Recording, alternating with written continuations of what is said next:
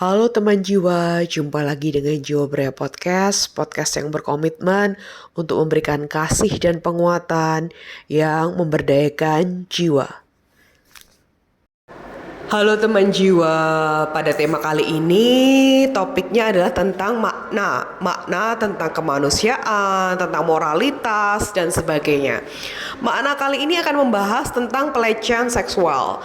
Beberapa episode Jiwa Berdaya yang lalu telah membahas tentang dua tipe laki-laki paling brengsek di dunia. Pada kali ini kita akan memfollow up lagi, kita akan membuat kelanjutan lagi dengan satu orang tipe laki-laki yang benar-benar puncak dari bajingan. Jadi puncak dari laki-laki paling brengsek gitu. Kita akan membahas pada episode kali ini. Sebelumnya saya akan bercerita bahwa saya dan ibu saya itu buah jatuh sepohon-pohonnya. Maksudnya apa? Maksudnya saya dan ibu saya itu punya watak atau trait yang sama, yaitu gak suka sama laki-laki. Kami itu jijik sama laki-laki, gak suka sama laki-laki. Bedanya kalau ibu saya itu bener-bener gak suka sama laki-laki, itu gak suka. Mungkin karena ibu saya itu anak kelima dari 9 bersaudara, di mana atasnya tuh laki-laki semua. Jadi mas-masnya tuh laki-laki baru ibu saya. Jadi udah enak mungkin ya, bosan dengan laki-laki. Akhirnya ibu saya nggak suka sama laki-laki. Itu mungkin menjadi faktor yang melatar belakangi kenapa ibu saya itu sebel sama laki-laki. Nggak suka, emang nggak suka gitu. Saya juga bedanya saya lebih masih bisa friendly ke laki-laki yang circle terdekat dalam artian masih teman saya, masih rekan kerja saya, itu saya masih bisa ramah gitu. Tapi kalau orang asing saya benar-benar akan jutek setengah mati. Bahkan ibu saya pernah ditaksir entah siapa gitu, itu saking ngejar-ngejarnya ibu saya, itu diludahin sama ibu saya, sampai masnya ibu saya marah.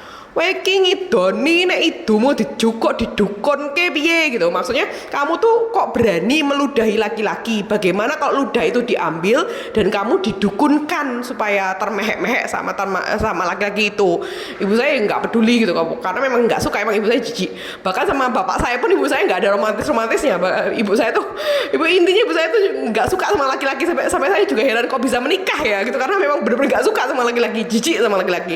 Kalau saya tuh masih ada lah romansa, cinta, kasih sayang sama ketertarikan sama lawan jenis tuh masih ada.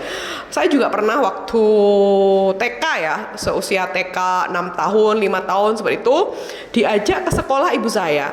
Ibu saya saat itu guru BK SMA. Lalu saya yang masih balita, masih 5 tahun, 6 tahun itu ditaruh di kelas dan sebagainya, dikerubuti adik-adik SMA, mas-mas SMA gitu. Ada yang geladik tuh kurang ajar tuh mencium pipi saya gitu.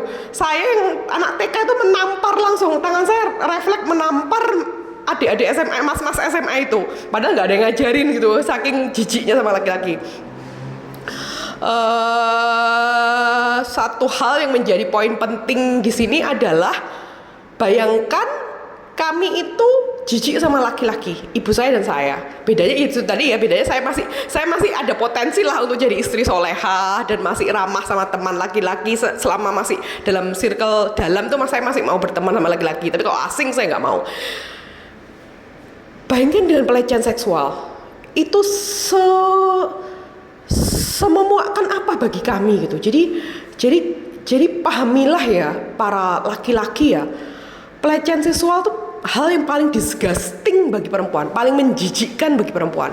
Bahkan teman kuliah S2 saya, Bu R itu seorang gadis gereja taat, psikolog, dosen gitu kan. Kami nonton bareng film 12 May ya, 12 Step May gitu. Itu film tentang pelecehan seksual, pemerkosaan seperti itu. Bu R sampai bilang, saya lebih memilih dibunuh mbak daripada diperkosa, seperti itu. Kita kembali lagi ke topik awal, di mana akan membahas satu laki-laki yang paling menjijikkan di dunia dan laki-laki paling puncak kebrengsekan laki-laki, yaitu pelecehan seksual, pemerkosaan karena relasi kuasa.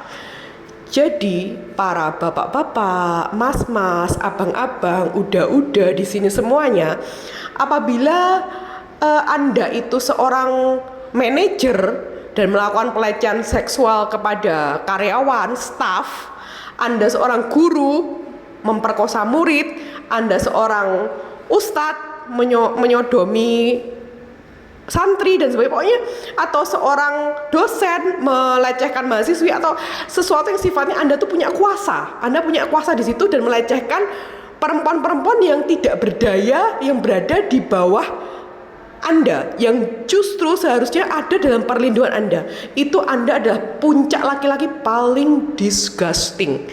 Tahu apakah arti kata disgusting? Disgusting itu artinya adalah menjijikkan. Kebrengsekan Anda itu sudah tingkat dewa, karena Anda melakukan pelecehan seksual karena relasi kuasa. Anda punya kuasa dan Anda melecehkan perempuan-perempuan tidak berdaya di bawah Anda yang seharusnya justru ada dalam perlindungan Anda. Karena apa? Dalam Islam itu menjunjung falsafah arijalu hawamu 'alan nisa. Jadi laki-laki itu pelindung bagi perempuan. Bayangkan orang yang harusnya melindungi itu justru melecehkan. Itu sedisgusting apa? Semenjijikkan apa? Mari jadi laki-laki terhormat, mari jadi laki-laki yang punya harga diri, kemuliaan, kehormatan. Laki-laki terhormat lah, laki-laki mulia yang memuliakan wanita, yang menghormati wanita, bukan laki-laki disgusting yang menjijikkan, melecehkan perempuan karena relasi kuasa.